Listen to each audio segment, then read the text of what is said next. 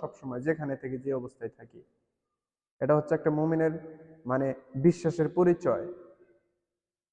আমরা অনেক কিছু ভুলে যাই, আমরা অনেক কিছু ভুলে যাই, মনে রাখতে পারি না, অনেক কিছু ভুলে যাই আমরা।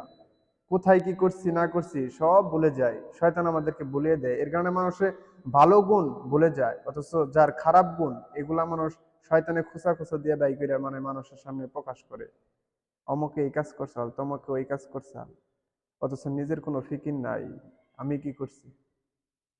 এর কারণে সর্বদা সবসময় এটা আমার নিজের দোষ, নিজের নিজের নিজের আগে নিজের চিন্তা পরে অন্যের।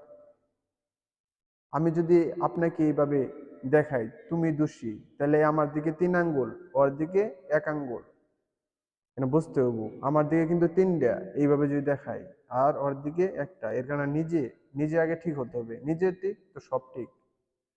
কারণ কারো কবরে কেউ যাবে না, 2 কাঁধে 2 আল্লাহ তাআলা ফেরেশতা নিযোগ করে রাখছে।